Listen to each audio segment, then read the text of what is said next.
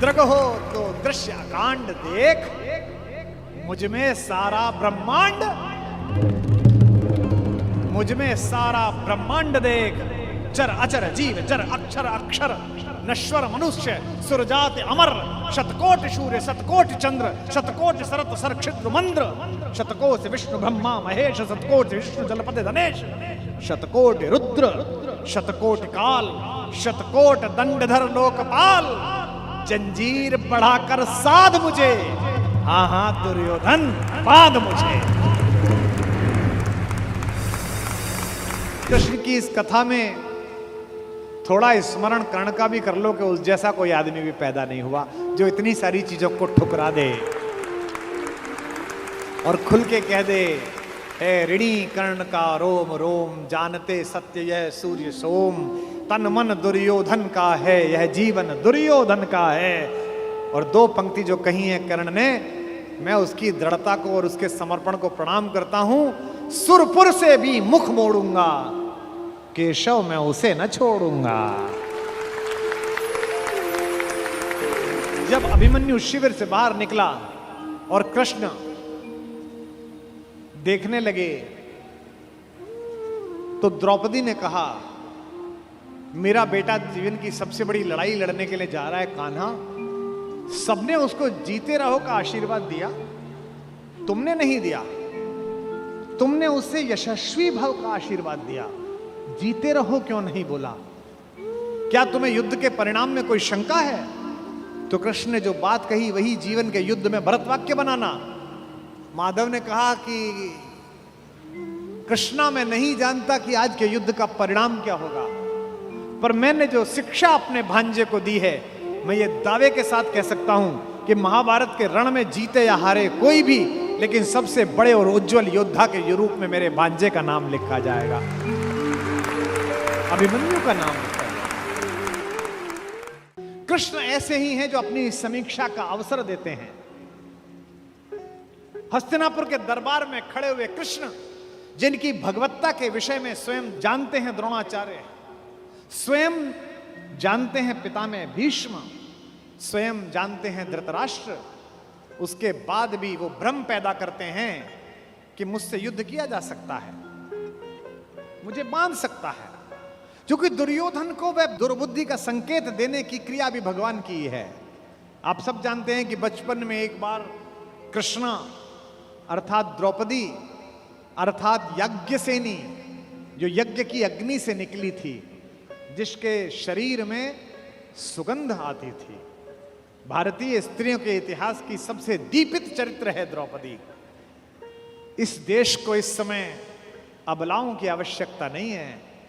अपने केशों पर अगर कोई निर्लज्ज हाथ डाल दे तो उसकी छाती फाड़ देने का साहस पैदा करने वाली द्रौपदियों की आवश्यकता है। भगवान यूं तो शांति लेने के लिए गए थे।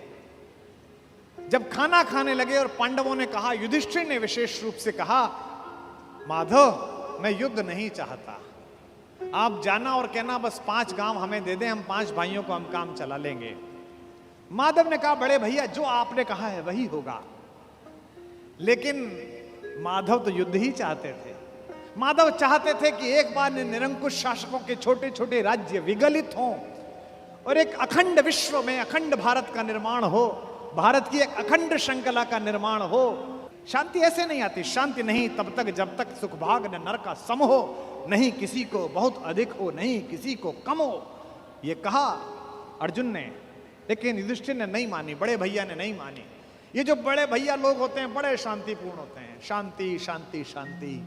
हर घर में कुछ युधिष्ठिरों की आवश्यकता भी है, लेकिन हर घर में ऐसे लोगों की आवश्यकता है कि अगर कोई निर्लज्ज कुलवधू के आंचल पर हाथ डालने की कोशिश करे तो वो बिना बड़े भैया से पूछे अपना गांडीव उठा ले और अपनी गदा उठा ले। ऐसे लोगों की आवश्यकता है।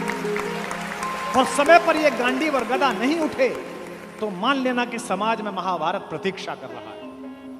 पृथ्वी लाशों से पटेगी, कोई नहीं रोक सकता। शांति लेने के लिए गए।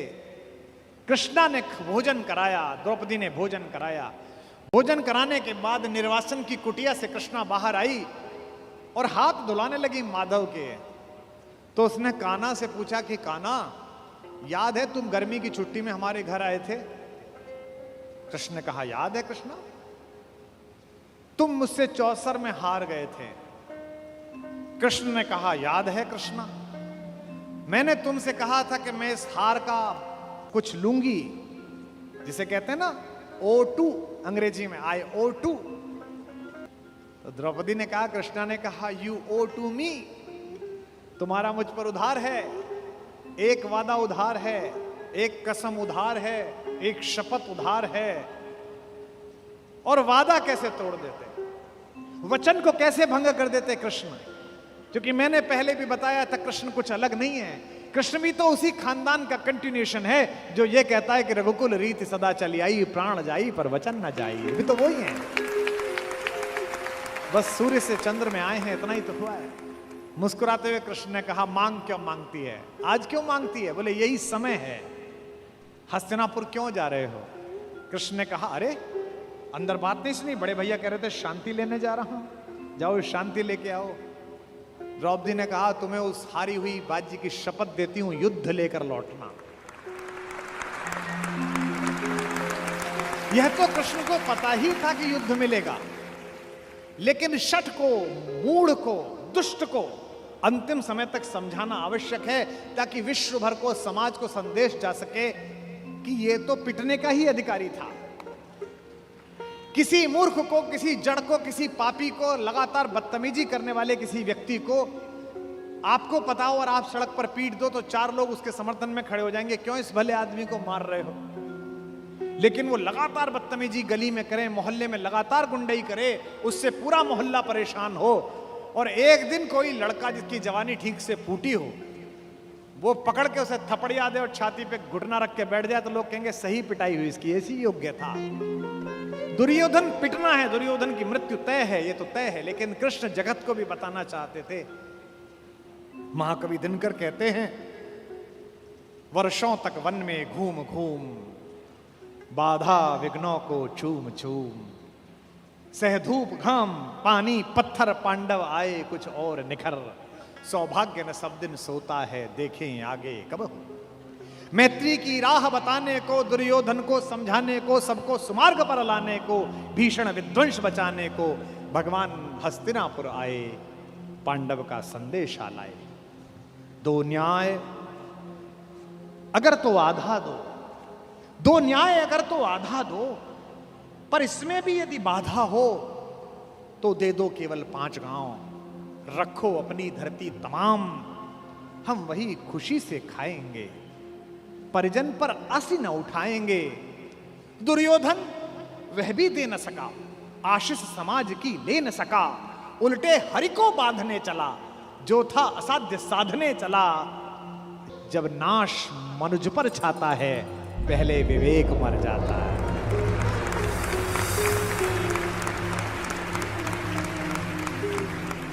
जब नाश मनुज पर छाता है, पहले विवेक मर जाता है।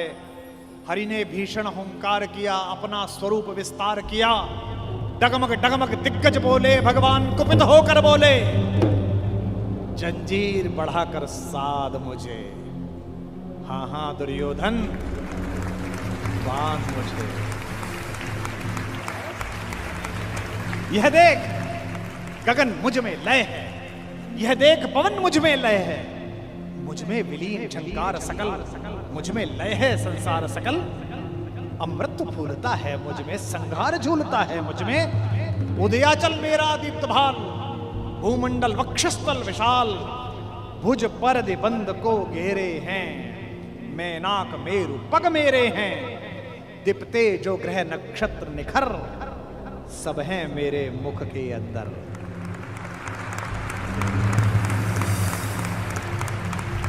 दृग हो तो दृश्य कांड देख, मुझ में सारा ब्रह्मांड, मुझ में सारा ब्रह्मांड देख, चर अचर जीव जर अक्षर अक्षर, नश्वर मनुष्य सुरजात अमर, शतकोट सूर्य शतकोट चंद्र, शतकोट सरत सर क्षिद्र मंद्र, शतकोट विष्णु ब्रह्मा महेश, शतकोट विष्णु जलपति धनेश, शतकोट रुद्र शतकोट काल, शतकोट दंडधर लोकपाल, जंजीर बढ़ाकर साध मुझे, हाँ हाँ दुर्योधन, बांध मुझे।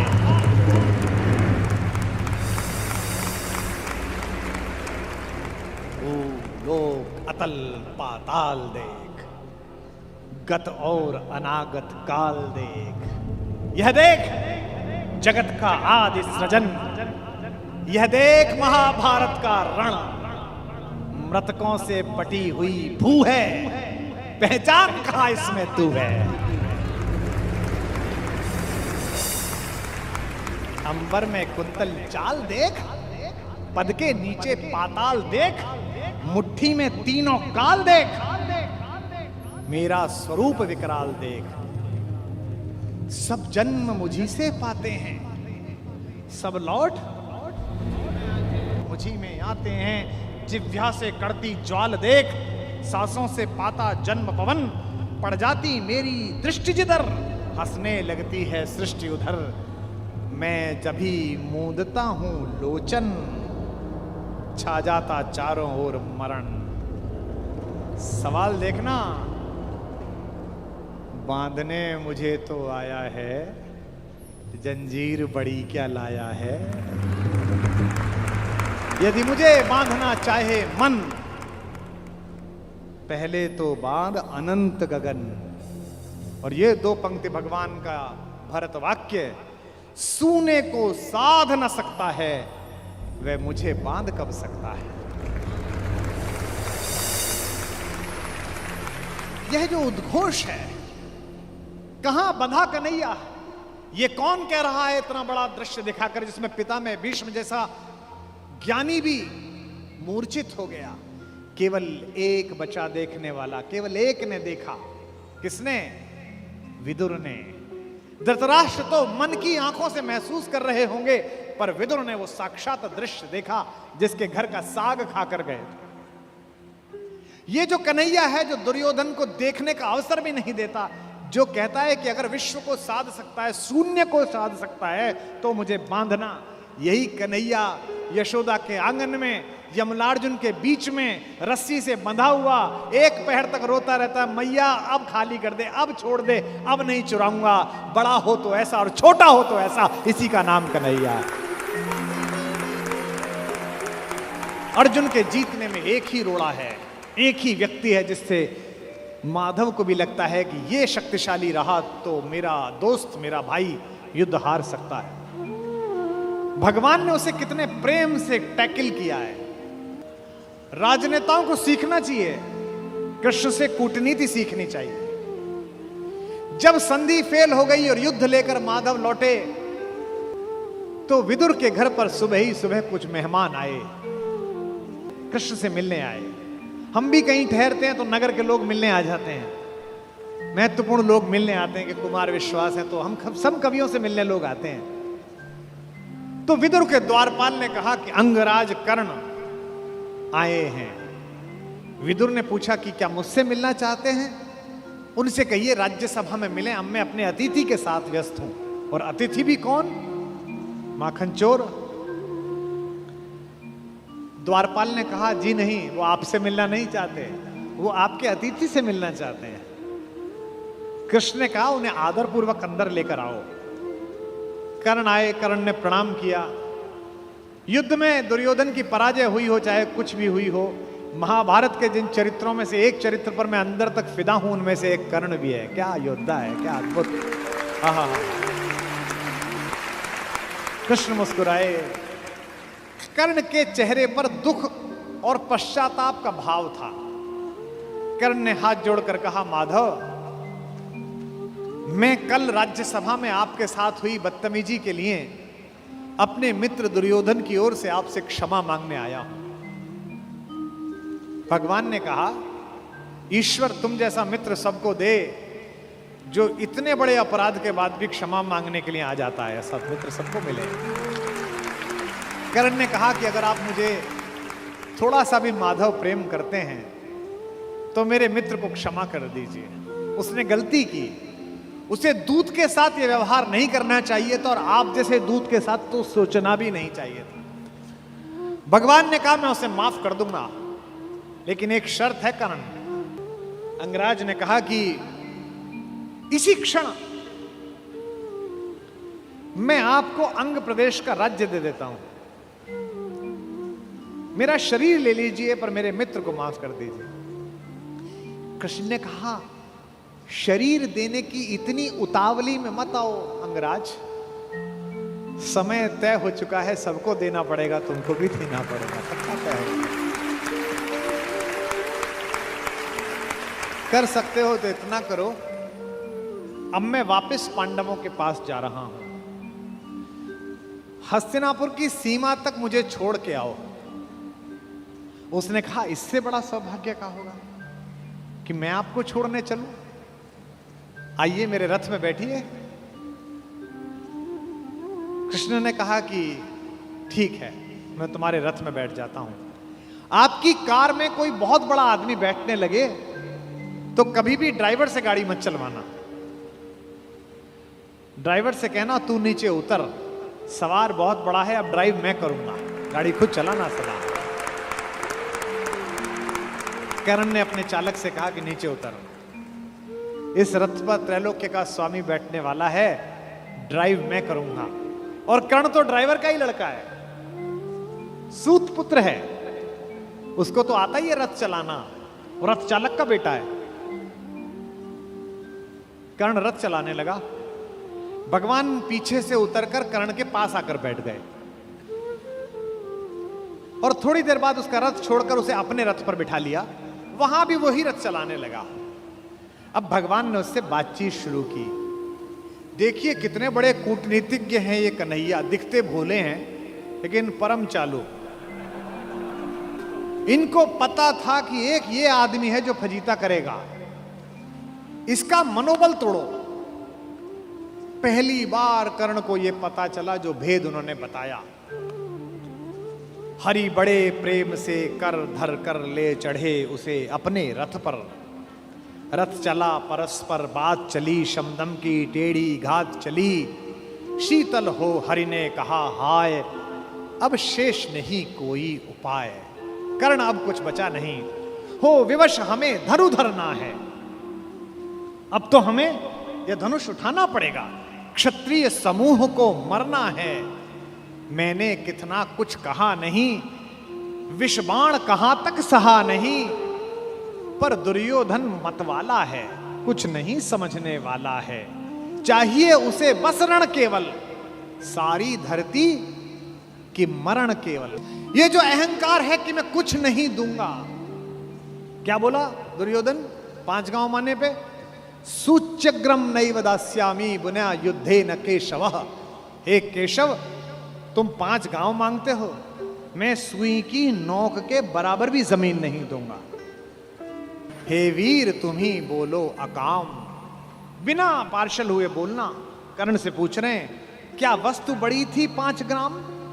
5 गांव ही तो मांगे थे, वह भी कौरव को भारी है, मत गई मूढ़ की मारी है। दुर्योधन को बोधूं कैसे, इस रण को अवरोधूं कैसे? सोचो क्या दृश्य विकट होगा रण में जब काल प्रकट होगा। बाहर शोणित की तप्त धार, भीतर विधवाओं की पुकार। निशस्त्र विशस्त्र बिल्लाएंगे, बच्चे अनाथ हो जाएंगे। चिंता में क्या और करूं, शांति को छिपा किस ओट धरूं। सब राह बंद मेरे जाने, अब पासा फेंका।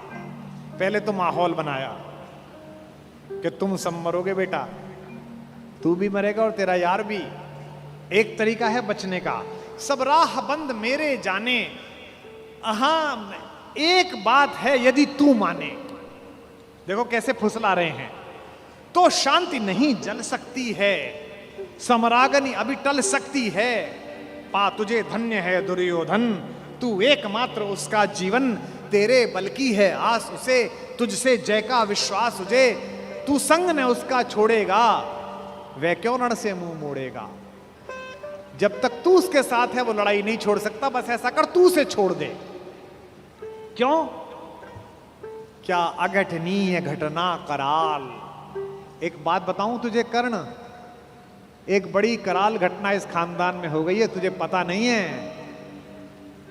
तू प्रता कुक्षिका, प्रथा मतलब कुंती, तू कुंती कोख का प्रथम लाल, तू कुंती का पहला बेटा है। ये पहली बार कर्ण को स्वयं भगवान श्री कृष्ण ने बताया है, सबसे पहली बार। अच्छा, ये बात पहले भी बता सकते थे कभी, कर्ण तो रोज मिलता था। जब 14 साल का वनवास था तब बता देते। नहीं, अगर तुरुप का इक्का आ जाए तो शुरू में मत फेंको, बचा के रखो, फाइनल टेबल पे काम आएगा। अब कर्ण को बता रहे हैं कि तू तो कुंती का लड़का है, पनसूत अनादर सहता है, कौरव के दल में रहता है, किस्मत के फेरे में पड़कर का प्रेम सदा बसा दुश्मन के घर, निज बंध मानता है पर को कहता है शत्रु सहोदर को। पर इसमें दोष न तेरा है, तेरा कोई दोष नहीं है। अब कहा मान इतना मेरा, अब इतनी मान, चल होकर संग अभी मेरे जहां 5 भ्राता तेरे। कहते हैं एक काम कर, अब मेरे रथ पे से उतरी मत, अब मैं हाँक रहा हूं और सीधा वहीं जाकर रुकेगा जहां तेरे 5 भाई हैं। जिसको जिंदगी में किसी ने भाई नहीं कहा, जो मां की एक पुकार के लिए जीवन भर तरसा है, उसको जिंदगी का सबसे बड़ा प्रलोभन दे रहा है हमारा कान्हा। क्या कह रहा है? बिछुड़े भाई मिल जाएंगे, सब मिलकर मोद मनाएंगे, कुंती का त्यों ही परम तने ज्येष्ठ, बल बुद्धिशील में परम श्रेष्ठ। और क्या करेगा? पद त्राण भीम पहनाएगा, भीम तेरे को चप्पल पहनाएगा। कैसे कैसे लालच है, कैबिनेट मिलेगी,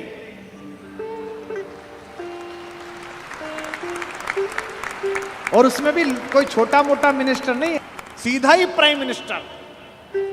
पद त्राण भीम पहनाएगा, हैं? धर्मादिप युधिष्ठिर चमर डुलाएगा।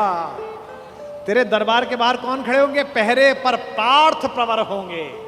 जो तेरा दुश्मन है, तेरा छोटा भाई अर्जुन, ये तो तेरा एनएसजी कमांडो बनेगा।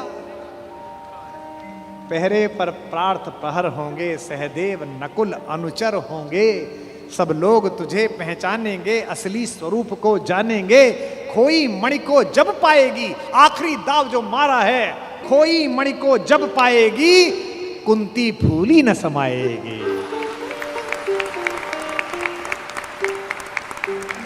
क्या लालच है, क्या लालच है। आहा हा हा।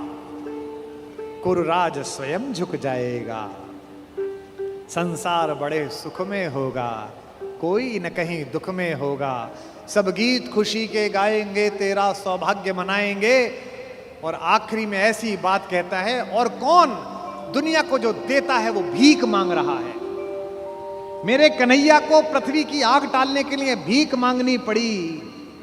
कुरुराज समर्पण करता हूं, पूरा राज्य कुरुराज समर्पण करता हूं, साम्राज्य समर्पण करता हूं, यश मुकुट मान सिंहासन ले, बस एक भीख मुझको दे दे। कौरव का तज रण शोक सखे, भूखा भावी हर शोक सखे। ये तो कन्हैया हैं जो इतनी स्ट्रेटेजी अपनाते हैं। किस लिए? देखो, ये बड़ा गहरा गणित है, इसको समझो। इस दाव को चलने में कृष्ण का कोई नुकसान नहीं है। अगर कर्ण इधर आ जाता तो महाभारत समाप्त हो जाती। और एक ऐसा योद्धा जो सुबह दोपहर शाम इसी बात की कसम खाता था कि अर्जुन को मारना है, इन पांडवों को मारना है, इसके कलेजे में यह बात डाल दो कि ये तेरे भाई हैं, तो जब युद्ध लड़ेगा तो थोड़ा तो हाथ कांपेगा, थोड़ा तो दिल के अंदर कुछ धुक धुक पैदा होगी। शत्रु की मानसिकता को कमजोर करना, शत्रु की मानसिकता पर प्रहार करना, यह काम है। लेकिन कृष्ण की इस कथा में थोड़ा स्मरण कर्ण का भी कर लो कि उस जैसा कोई आदमी भी पैदा नहीं हुआ जो इतनी सारी चीजों को ठुकरा दे और खुल के कह दे, ए ऋणी कर्ण का रोम रोम, जानते सत्य यह सूर्य सोम, तन मन दुर्योधन का है, यह जीवन दुर्योधन का है। और 2 पंक्ति जो कही है कर्ण ने, मैं उसकी दृढ़ता को और उसके समर्पण को प्रणाम करता हूं। सुरपुर से भी मुख मोड़ूंगा, केशव मैं उसे न छोड़ूंगा।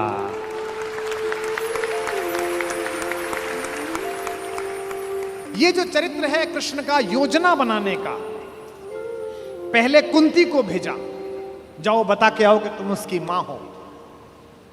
मां ने कहा कि तू वापस आ जा। तो उसने एक वरदान दिया मां को। मां ने कहा, अभिलाष लिए तो बहुत बड़ी आई थी, पर आस नहीं अपने बल्कि लाई थी। था एक भरोसा यही कि तू दानी है, अपनी अमोघ करुणा का बड़ा अभिमानी है। उसने भी कहा, मां मैं तुझे वचन देता हूं कि तेरे 5 बेटे जीवित रहेंगे।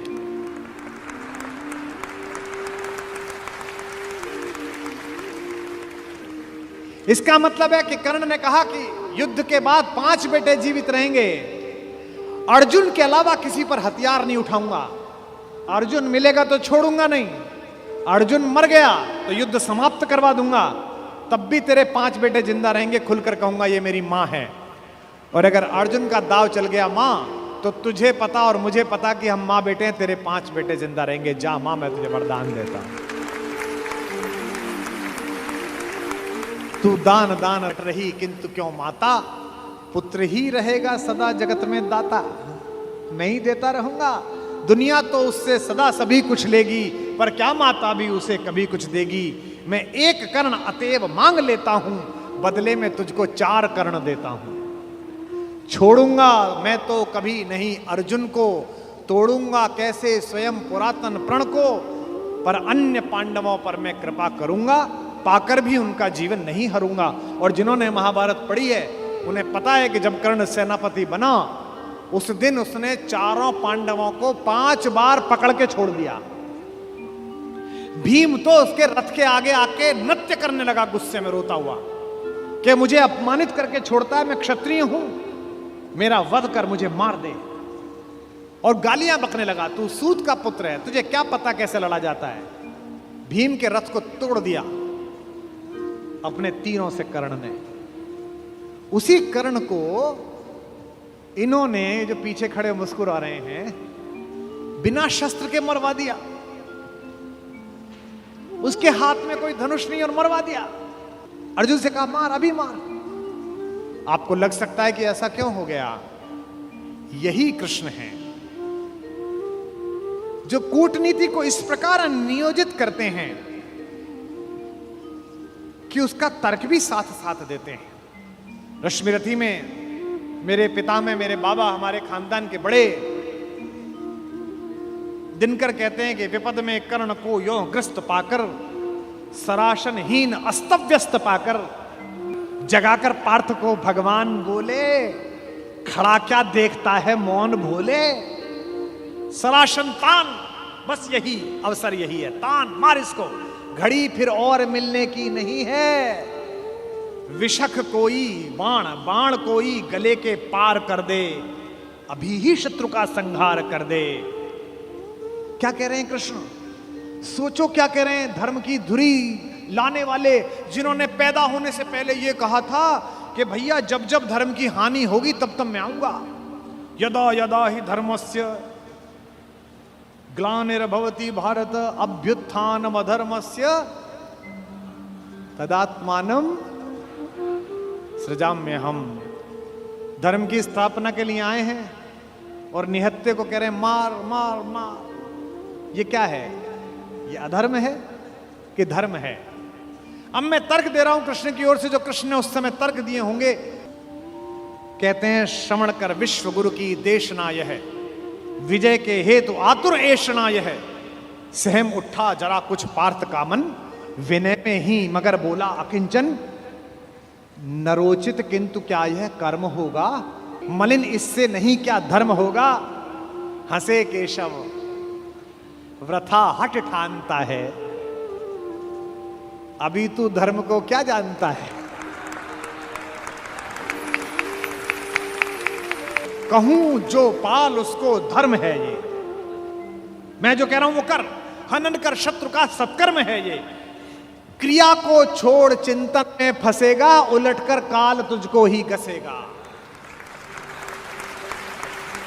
ये जो हमको सिखाते हैं कि हम दूसरे की सीमाओं का अतिक्रमण करके घर में जाके ना मार के आए, इनको पूछो कि जिस समय हिंदुस्तान के चौराहों पर बम फटते थे, इनको पूछो कि जम्मू कश्मीर में जाते हुए हमारे सीआरपीएफ के जवानों के मुंह पर मतदान के समय जाते हुए ये लफंगे चांटे मारते थे।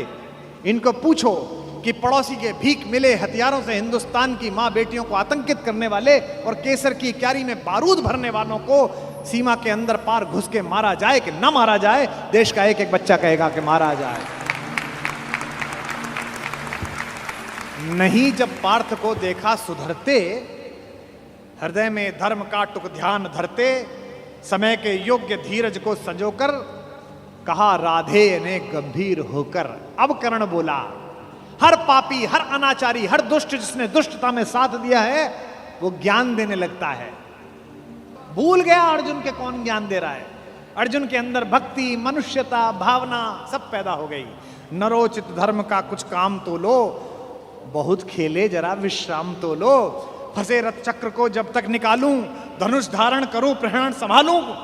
रुको तब तक चलाना बाण फिर तुम, हरण करना कर सको यदि प्राण तुम। नहीं अर्जुन शरण में मांगता हूं, समर्थित धर्म से रण मांगता हूं। कर्ण कहता है कि धर्म से युद्ध करो। कृष्ण मुस्कुराए कि बेटा अब फंसा के, अब मैं तुझे धर्म समझाता हूं, है ना। उपस्थित देख हो न्यायार्थ हरि को, निहारा पार्थ ने हो खिन्न हरि को। अर्जुन का तो सॉफ्टवेयर हैंग हो गया। इसे मारूं कि ये जो कह रहा है धर्म वो पालूं। और जब सॉफ्टवेयर हैंग हो जाए तो क्या करना चाहिए? जब तुझसे ना सुलझे तेरे उलझे हुए धंधे, भगवान के इंसाफ पर सब छोड़ दे बंदे। खुद ही तेरी मुश्किल को वो आसान करेगा, जो तू नहीं कर पाया वो भगवान करेगा। उपस्थित देख यो न्यायार्थ हरि को, निहारा पार्थ ने हो खिन्न हरि को। मगर भगवान किंचित भी न डोले। अभी तक तो हंस रहे थे, मुस्कुरा रहे थे, करते मार। जैसे ही कर्ण ने धर्म बोला, भगवान के अंदर से आग निकली। कुपित हो वज्र सी यह बात बोले, प्रलापी ओ उजागर धर्म वाले, बड़ी निष्ठा बड़े सत्कर्म वाले। मरा अन्याय से अभिमन्यु जिस दिन, कहां पर सो रहा था धर्म उस दिन।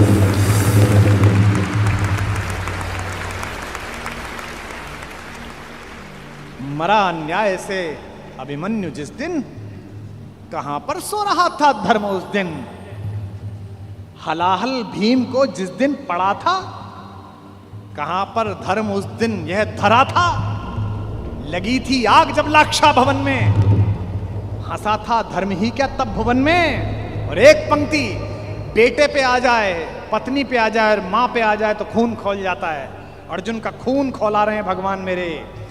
सभा में द्रौपदी की खींच लाके, सुयोधन की उसे दासी बताकर, सुवामा जाति को आदर दिया जो, बहुत सत्कार तुम सबने किया जो। नहीं वह और कुछ सत्कर्म ही था, उजागर शील भूषित धर्म ही था।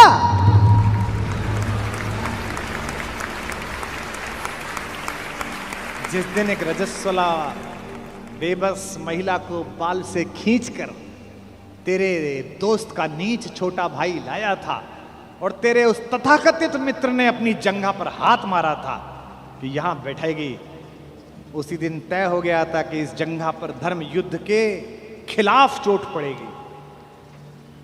जो युद्ध जानते हैं वो सब जानते हैं। जुए में हार कर धन धाम जिस दिन, हुए पांडव यति नष्काम जिस दिन, चले वनवास को तब धर्म था वह, शकुनियों का नहीं अपकर्म था वह।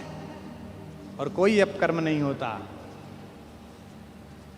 कटी से नीचे प्रहार करना अधर्म है, लेकिन दुर्योधन की जंघा तोड़ी भीम ने, कोई नहीं। ये जो रणनीतिकार कृष्ण है। खांडव दहन हुआ, आप सबको पता है, आग लग गई, आग बुझी नहीं, इंद्र से भी नहीं बुझी। तो इंद्र ने अपने बेटे से कहा, अर्जुन से कहा कि भाई बुझा। सर्पों ने कहा कि बुझा। अर्जुन ने बादलों में तीर मारा और बादल बरसे। जब पुरुषार्थ आ जाता है तो तीर आदमी ऐसे ही मारता है, कभी बादल में मारता है, कभी जमीन में मारता है। पिता में भीष्म जब पड़े हुए थे शरशैया पर, उनके मुंह से निकला पानी, कोई सोने के मटका लाया, कोई चांदी के मटके लाए। उन्हें अर्जुन की तरफ देखा कि पड़पोते पानी। अर्जुन ने तीर मारा पृथ्वी पे। कुरुक्षेत्र चले जाइए, आज भी आपको मिल जाएगी वो नदी जहां जमीन का स्तर तक, वहां तक तीर गया। और साइंस देखिए तीर की, ड्रिलिंग देखिए कि उतनी ही तेजी से गया और धार उतनी ही आई जो पिता में भीष्म के होठों तक आई। आज भी अर्जुन के तीर से निकली हुई इस नदी को हमारे उत्तर भारत में बाण गंगा कहा जाता है। कभी दर्शन करके आइए उस नदी। महाभारत में जब जब पढ़ता हूं, युद्ध का एक एक दिन बढ़ता चला जाता है और मुझे कृष्ण के ऊपर बेचैनी प्रारंभ हो जाती है। मुझे लगता है अब तो कूदो, अब तो करो, अब तो कुछ करो। वो कुछ भी हो जाने देते हैं। जब नारायण श्रीहरि ऊपर से नीचे चले, राम के अवतार के बाद मर्यादा पुरुषोत्तम बड़े ठाकुर के अयोध्या से विदा होकर साकेत पहुंचने के बाद ये योजना बनी कि अब छोटे ठाकुर को नीचे भेजा जाए, तो सारे देवी देवता, सारे नक्षत्र भी पृथ्वी पर चलने के लिए आतुर हुए। सदा ऐसा होता है। शेषनाग आ गए थे लक्ष्मण के रूप में, सब लोग नीचे आ ही जाते हैं। सूर्य भी तैयार हो गया, इंद्र भी तैयार हो गए, सबने अपने अपने अंश भेजे पृथ्वी पर। इंद्र का अंश कौन है? अर्जुन है। सूर्य का अंश कौन है? कर्ण है। एक देवता ऐसा था जिसने कहा जी मैं तो जा नहीं रहा, तो भगवान ने कहा अपने लड़के को भेज दे। उसने कहा मेरे को तो अपने लड़के से बहुत प्यार है, मैं तो भेजूंगा नहीं, और मैं इतने दिन दूर कैसे रहूंगा, मेरा बेटा तो इतना सुंदर है। वो देवता था चंद्रमा। इस चंद्रमा को शुरू से ही शिकायत रहती है। अच्छा, भगवान का तो वंश था। भगवान ने कहा कि अजीब आदमी है तू, हमारे ही घर के लोग नहीं जाएंगे तो दुनिया क्या कहेगी। सूर्य अपना अंश भेज रहे हैं कर्ण के रूप में, इंद्र अपना बेटा भेज रहा है, अंजनी कुमार अपने दोनों बच्चे भेज रहे हैं नकुल सहदेव के रूप में, धर्मराज स्वयं उपस्थित हो रहे हैं युधिष्ठिर के रूप में, और तू नहीं चलेगा, ना तेरा लड़का चलेगा। उसने कहा कि कन्हैया एक काम कर लो, लड़का ले जाओ मेरा, दो शर्तें हैं, एक तो लड़का आपके पास रहेगा, और बोले एक ये 16 साल का हो जाए तो उसे वापस भेजना पड़ेगा तुरंत। चंद्रमा का वो पुत्र क्या बन के आया? कृष्ण का प्राणों से प्रिय भांजा अभिमन्यु बनकर उपस्थित हुआ। चंद्रमा के पुत्र के रूप में जन्म लिया। और भगवान का अगर कोई योग्यतम शिष्य है जिसने भगवान से शस्त्र विद्या सीखी है, वो अर्जुन का बेटा अभिमन्यु है। अपने पिता की तेजस्विता से भी वो आगे है। इस समय दुनिया की IVF लैब्स ये बता रही हैं कि प्रसव के काल में जो कुछ सुना पढ़ा गया है उसका बच्चे पर असर पड़ता है। और हमारे यहां हजारों वर्षों से माएं प्रसव के दिनों में गीता का पाठ कर रही हैं, बाल गोपाल का चित्र सामने लगा के रखती हैं कि उनके घर में भी कन्हैया जैसा बालक पैदा हो, राधा रानी जैसी बिटिया पैदा हो। ये हम सब का मन है, पहले से परंपरा से आया है हमारे यहां। तो चंद्रमा ने अपने पुत्र को अभिमन्यु बनाकर भेजा। एक दिन ऐसा आया महाभारत के युद्ध में, जब योजना पूर्वक कुरुक्षेत्र के मैदान से खींचकर अर्जुन को अलवर की तरफ ले जाया गया, मत्स्य प्रदेश की तरफ, विराट की नगरी की तरफ। अर्जुन युद्ध की सीमा क्षेत्र के बिल्कुल आखिरी हिस्से पर पहुंच गया, जहां से सूर्यास्त से पहले लौटना संभव नहीं था। अब यह पांडवों के शिविर में चर्चा का विषय बना कि ये जो चक्रव्यूह सजा दिया गया इसे तोड़ेगा कौन? किसी को नहीं आता तोड़ना, इसमें घुसना ही नहीं आता, केवल अर्जुन को आता है।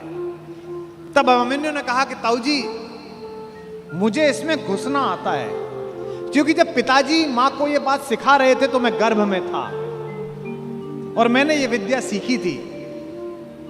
तो बोले बेटा बहुत अच्छा है, फिर निकलना भी आता होगा? बोले नहीं, जब तक उन्होंने इससे बाहर आने का मार्ग बताया तोड़ने का, तब तक मां सो गई, तो मैं बाहर निकलने का नहीं सीख पाया। सारे चाचाओं ने और ताऊओं ने कहा कोई बात नहीं बेटे, तू तोड़ दे, निकाल तो हम लेंगे।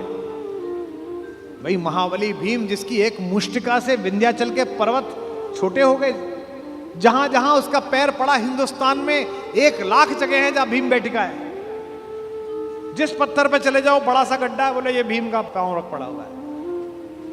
ये देश महान है। इस देश में 2-3 जगह हर जगह मिलती हैं माता सीता की रसोई, जहां जाओ वो मां की रसोई मिलती है। क्या बढ़िया प्रतीक शास्त्र है। दुनिया के 44 देश घूम लिए। इसी क्षण भी अगर भगवान वापस बुलाए और ऊपर बुला के पूछे कि तेरे सत्कर्मों के कारण तुझे देश चुनने का अवसर दिया जाता है, तो मैं दुनिया के सारे देश छोड़कर फिर यही चुनूंगा जहां की मिट्टी में गोपाल लेटा है, जहां के पर्वत पर्वत पर हमारी मां ने भोजन बनाकर उन पर्वत श्रृंखलाओं को तपस्या का केंद्र बना दिया है, जिसके रेणु रेणु पर अपने चरण रखकर राघवेंद्र सरकार भगवान श्री राम मर्यादा पुरुषोत्तम ने और लीलाधर योगेश्वर कृष्ण ने जिसे चंदन बना दिया है।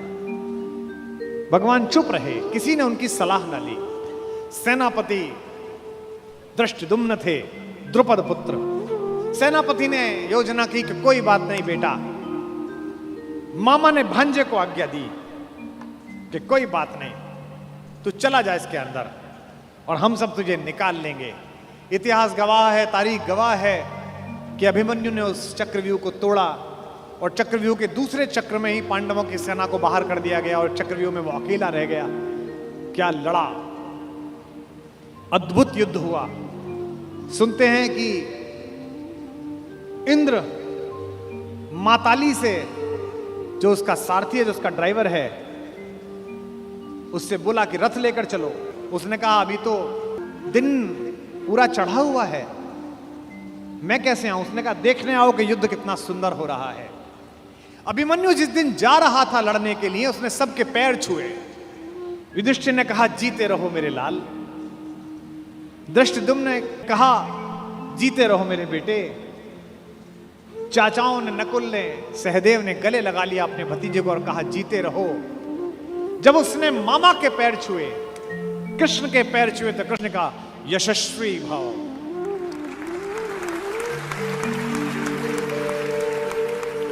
जब अभिमन्यु शिविर से बाहर निकला और कृष्ण देखने लगे,